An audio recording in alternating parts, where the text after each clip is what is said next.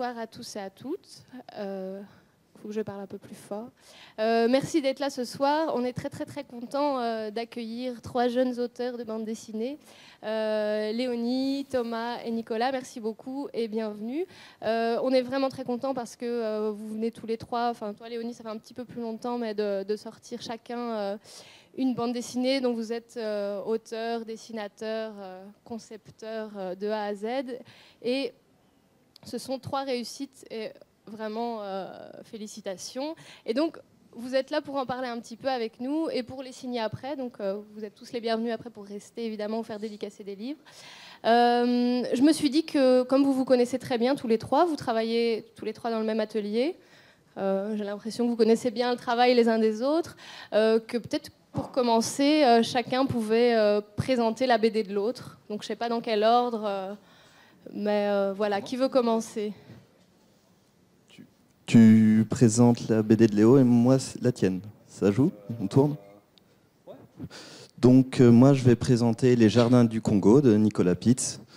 Donc à la base c'est une histoire romancée enfin c'est l'histoire de son grand-père en fait, un peu romancée. Et il a décidé de retracer donc la vie de son grand-père qui a été qui est donc belge et qui a été au Congo dans les années 50, c'est ça ? Donc c'est ça, j'ai bien lu. Et on retrace donc sa vie de sa jeunesse à Chimay pendant la Seconde Guerre mondiale jusqu'à son décès dans les années 90, c'est bien ça ? 2000. Ah, 2000. Bon, j'ai pas bien lu en fait. Donc jusqu'à son décès, et on voit l'histoire d'un Belge dans l'histoire, on va dire. C'est très bien, Thomas. Merci. Parfait, la suite. Je te présente Léo. Donc moi je vais parler du bouquin de Léo, ça s'appelle Oudou Darling.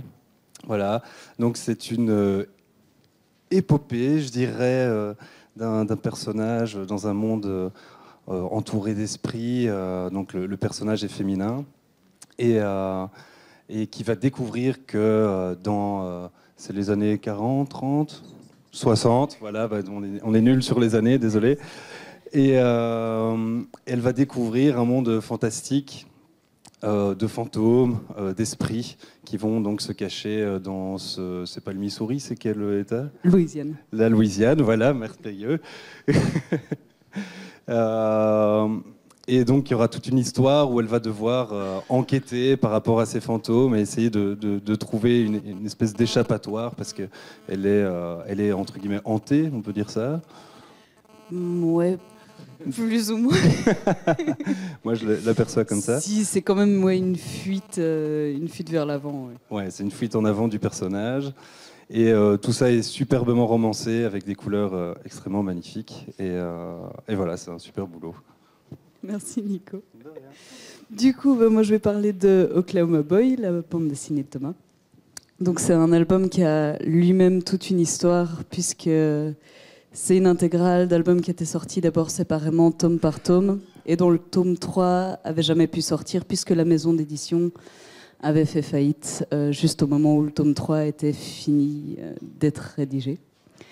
Donc voilà, moi je suis contente de le voir enfin publié parce que le tome 3 est vraiment nécessaire à l'ensemble du récit. Il fonctionne vraiment comme un triptyque. Donc c'est l'histoire d'un petit garçon à la base. Le premier tome se consacre à son enfance, qui vit dans un milieu extrêmement fermé, élevé seul par un père extrêmement religieux, extrêmement strict. Et donc on découvre un peu l'impact qu'a cette éducation sur ce petit garçon. Le deuxième volume le trouve au début de son âge adulte, au milieu de la Première Guerre mondiale.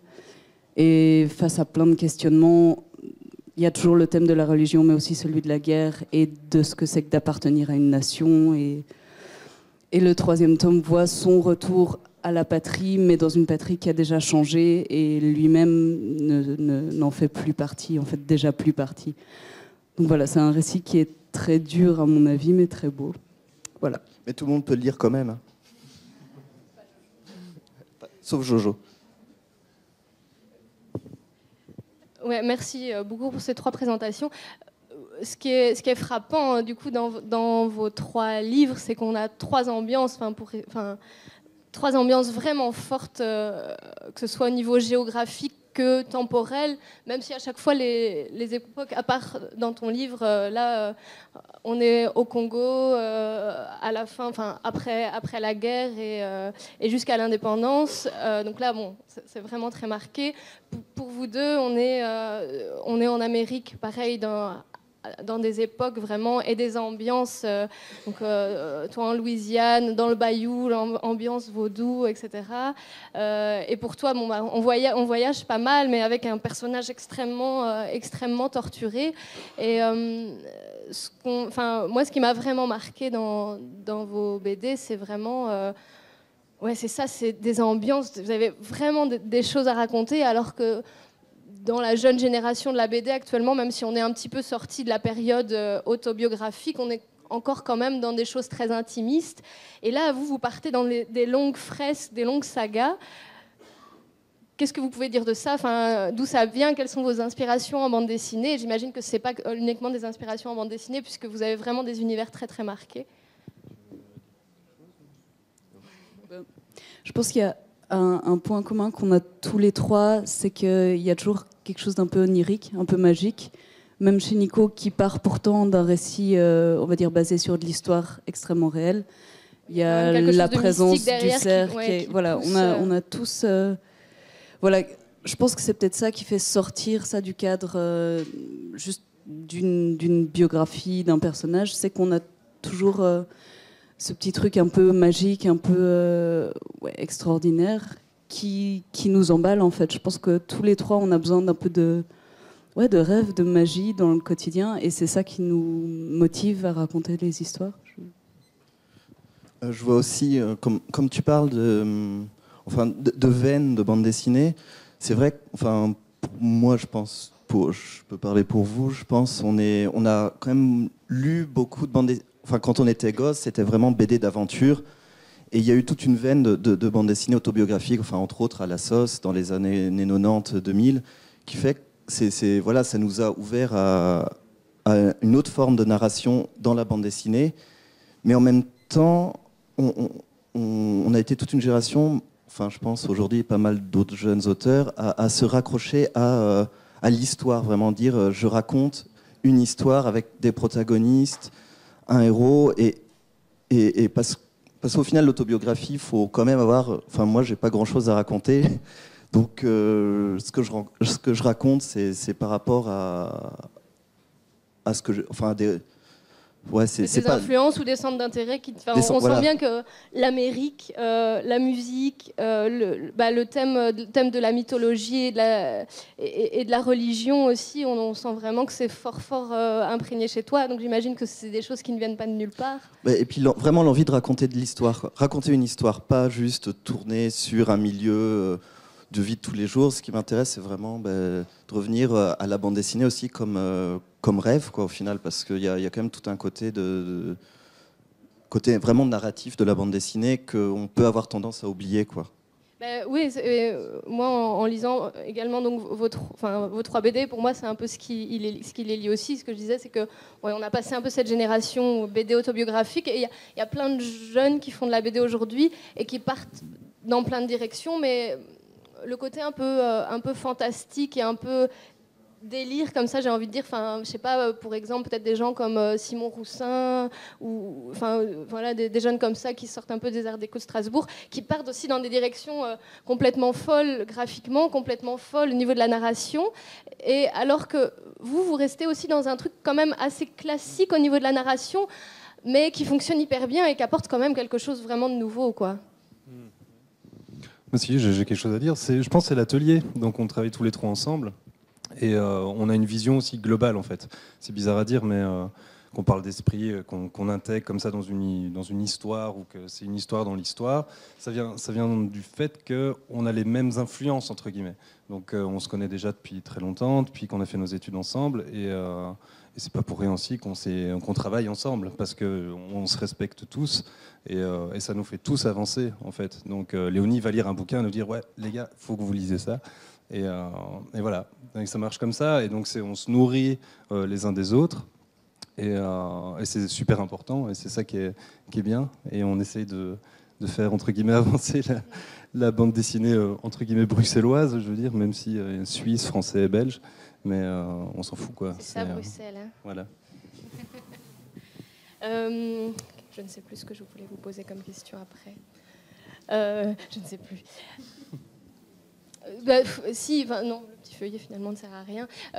Si, du coup, on a parlé peut-être un peu d'influence, mais du coup, dans la bande dessinée, vous, qu'est-ce qui vous parle dans la bande dessinée ou la littérature? Tout à l'heure, vous avez dû nous donner chacun vos coups de cœur, et allez, que ce soit amical, que ce soit peut-être des influences, toi, avec Stephen King, plutôt dans le... Pas dans l'horreur, mais dans le fantastique. Voilà, qu'est-ce qui vous parle, vous? Moi, c'est clair que les histoires qui me touchent le plus, que j'ai le plus envie de relire, dans lesquelles j'ai le plus envie de me plonger, ont toujours quelque part un élément fantastique. Et c'est pas absolument vrai. Il y a des histoires sans éléments fantastiques qui peuvent me toucher et me captiver aussi, mais c'est quelque chose qui revient très souvent, l'idée que... c'est juste mettre de l'aventure dans le quotidien. Donc, à la limite, je pourrais raconter quelque chose de quasi biographique, mais comme disait Thomas, pour le moment, j'ai pas l'impression d'avoir beaucoup à raconter, mais j'ai besoin d'avoir quelque chose qui sorte vraiment du quotidien. Soit ça va être par rapport à l'endroit dans lequel ça se passe, soit ça va être par rapport à la psychologie du personnage. Et puis je pense que la BD, la narration par le dessin, permet vraiment de pouvoir dessiner ce qui se passe dans la tête des personnages, donc d'avoir parfois une frontière très floue entre ce qui est réel et ce qui est dans la tête du personnage. Et du coup, mes influences, vraiment au niveau BD, c'est quand même des choses très classiques. Jusqu'à vraiment récemment, je lisais très peu de BD récentes. En fait, j'ai vraiment grandi avec les Torgal, les Loisel, les Bilal, enfin vraiment les classiques des années 80. Et je me mets depuis peu à la BD plus indépendante et ce genre de choses. Mais on sent dans ma manière de faire que je suis très classique quand même. Voilà. Et pour en venir, il y a aussi une question de... En tant qu'auteur, c'est aussi important d'être généreux par rapport au lecteur. Et chacun trouve aussi sa générosité par rapport à ce qu'il raconte. Et moi, j'aime en mettre, c'est assez dense, quoi. J'aime vraiment que ça aille dans tous les sens et qu'il y ait un rythme assez soutenu. Et c'est vrai que ce côté rythme soutenu, c'est un peu la BD classique, le 46 cc. Donc c'est les formats un peu... oui, quand on lit un Torgal, il y a plein de cases, il se passe plein de trucs, tous les 2 pages, il y a des rebondissements. Donc c'est vrai qu'il y a ce côté-là qui m'intéresse, quoi, vraiment de générosité de narration, quoi. Je raconte une histoire et j'essaie de donner beaucoup, quoi. Avec ce qui... du coup, ce que vous me dites là m'inspire aussi que il y a cette... ce sera à toi après. Il y a ce patrimoine derrière, et ce qui s'est passé ces 20 dernières années en BD un peu plus intime fait que j'ai l'impression que ce que ça vous inspire, c'est que vous mettez du coup un peu plus de vous dans des histoires peut-être inventées, dans des fictions, à part tout. Du coup, t'es un peu laissé à part parce que du coup, toi, c'est de la BD, c'est une biographie, l'histoire de ton grand-père, mais du coup, ça me permet de te demander... comment est venue cette histoire? Comment tu as travaillé pour raconter l'histoire de ton grand-père? C'était une excuse, c'était une belle excuse parce que moi ce qui m'inquiétait c'est que voilà, je suis belge, je fais mes études à Saint-Luc, etc. J'étais à Saint-Dominique avant, etc. Voilà, et j'ai jamais entendu parler du Congo, tout simplement. C'était une omission totale de la période coloniale belge durant mes études. Et donc j'avais envie de parler de ça, parce que c'était complètement frustrant de ne pas savoir pourquoi est-ce que déjà l'institution belge n'en parle pas dans les écoles. Et donc l'idée c'était de faire cette BD, avec évidemment un passé aussi colonial, parce que voilà, ça me touchait directement, mon grand-père est parti là-bas, etc. Et je me suis dit, bingo, il faut que je parle de ça, parce que c'est pas normal de ne pas en parler. Et donc la pulsion, elle est venue de là. Donc c'est vraiment, je fais ce mouvement parce que c'était ça, c'était genre, mais c'est complètement débile qu'en Belgique, on est encore bloqué sur ce thème. Et aujourd'hui, c'est chouette parce que je remarque que dans la bande dessinée, ben voilà, il y a Herman qui sort un truc sur le Congo, il y a Congo qui vient de sortir aussi le bouquin, etc. Enfin bon, bref, ça commence à se libérer. Maintenant, il faut juste que ça soit inséré dans les programmes scolaires et c'est pour ça que je me bats aujourd'hui pour cette bande dessinée. Ouais, et ce qui est hyper chouette dans ta BD, du coup, moi qui suis française et vous aussi, c'est peut-être quelque chose aussi qui est marquant quand on arrive en Belgique, c'est comme tu dis, c'est non dit, en même temps cette présence de l'histoire, mais qu'on ne connaît pas très bien. Et ce qui est vraiment impressionnant dans ta BD, c'est la manière très linéaire et chronologique dont tu racontes ça, avec pas spécialement de jugement, mais 1000 questionnements de oui, toi aujourd'hui, tu es de cette génération-là, de tes parents, tes parents sont sûrement nés, je sais pas, ton père ou ta mère est né là-bas, et tu ne sais rien, mais tu te poses des questions, et du coup, il y a aucun jugement, mais il y a des vraies questions, et c'est assez serein, j'ai l'impression, la manière dont tu en parles. Oui, parce que qui je suis pour juger cette période-là, ce serait ridicule, quoi. Donc non, je voulais pas juger, je voulais faire quelque chose d'extrêmement le plus objectif possible, tout en étant subjectif, parce que c'était pas ma vie, je peux pas la raconter. Et comme on disait, je rebondis sur ce qu'on disait tout à l'heure, c'était que je peux pas raconter ma vie, quoi. Par contre, celle de mon grand-père, je peux la raconter dans cette grande histoire qui est la colonisation. Alors pourquoi ? Parce que voilà, il y a des films, il y a des photos, il y a tout ce passé qui traîne, et puis il y a tout ce tabou familial qui fallait que ça sorte, il fallait que ça explose. Et donc c'est quelque part une BD où j'ai pas essayé de faire quelque chose de plat. En fait, ça pourrait être le grand-père de plein de Belges. En fait, c'était ça mon but. C'était pas mon grand-père, c'était universel, et j'avais vraiment pas envie que ça soit mon grand-père, quoi. Non, clairement pas. Voilà. En tout cas, vraiment, lisez-la, c'est incroyable. Si, moi, une autre question qui me venait tout à l'heure, c'est comment vous travaillez ensemble ? J'ai l'impression qu'il y a vraiment plein de choses qui s'imbriquent. Alors en vrai, l'atelier est divisé en deux parties. Il y a l'atelier soleil, l'atelier pluie. Pour l'instant, comme Léonie, elle a un planning chargé, elle est du côté atelier tristesse, pluie. Donc on ne travaille pas du tout avec elle, elle est mise au banc de l'atelier. Non, mais... La pauvre. Non, mais c'est vrai que l'atelier est un peu divisé en deux parties, parce que même s'il y a des moments où on va tous se montrer ce qu'on fait, se poser des questions, c'est ça qui est chouette en atelier, c'est qu'on peut se lever, aller regarder par-dessus l'épaule du voisin ou lui montrer sa page quand on est un peu bloqué ou qu'on a des doutes. Mais il y a 2 pièces dans l'atelier et j'apprécie ma solitude. Et c'est vrai qu'en ce moment, je suis un peu retranchée dans l'atelier pluie. Mais voilà. Sinon, c'est vrai que c'est une interaction. Un truc joyeux dans l'atelier, c'est que quand on a un peu marre de bosser sérieusement, on peut faire des sortes de jeux de dessins. On se donne un thème, on a 10 minutes, on fait des dessins à la main gauche, des dessins moches, des dessins pour rigoler. Et ça fait vraiment du bien de dessiner pour se détendre et pas juste pour produire quelque chose d'intéressant. Voilà, c'est un des gros avantages à mon avis. Ça fait envie. Et sinon, de temps en temps, tous les 6 mois à peu près, on fait des fanzines. Donc on se donne un thème et on fait des petits scénarios de bande dessinée. On aggrave ça, on va imprimer ça à la photocopieuse et voilà. C'est notre travail en groupe, quoi. Peut-être que vous pourriez nous montrer ça une prochaine fois et nous en emmener un petit peu chez On en a amené quelques-uns. Vous êtes super. Un petit mot, Nicolas, sur l'atelier, sur toi, comment tu vis ça ? Si t'es pluie, soleil. Moi, je suis soleil, moi. Soleil. Ouais. Moi, j'arrive et tout le monde rayonne. Non, c'est super. Et puis, de juste travailler en groupe, c'est vraiment génial. Et puis, voilà, maintenant, on cherche, là, actuellement, je ne sais pas s'il y a quelqu'un au filigrane, peut-être, qui travaille à la commune de Saint-Gilles.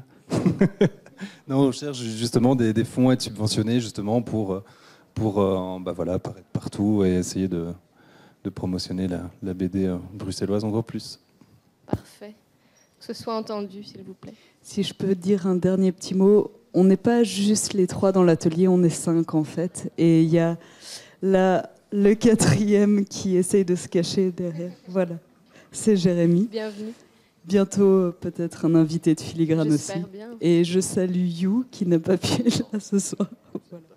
Très bien, on espère les recevoir une autre fois. Peut-être un mot rapide avant de terminer sur ce qui se passe après pour vous. Toi, Léonie, tu m'en as un peu parlé, tu peux peut-être nous raconter ça.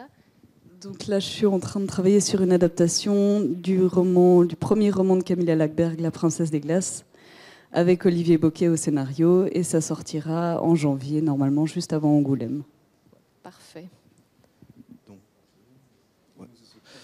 Donc, pour moi, je suis sur l'adaptation de l'Odyssée avec Roger Setter au scénario. Donc, c'est un peu un gros morceau. Et sinon, avec Thomas Lavacherie, on a envie de faire un scénario à deux. Donc, j'espère que ça va se faire. Excellent. Et moi, je suis sur une grosse aventure hyper réaliste et Mais hyper c'est un carrée. secret. Mais je ne peux pas en parler encore. Voilà. Eh bien, très vite, on en saura plus, j'espère, et vous reviendrez nous présenter tout ça. Merci beaucoup. Merci à tous de nous avoir écoutés. Et désormais, une petite séance de dédicace, si ça vous branche. Merci beaucoup. Merci.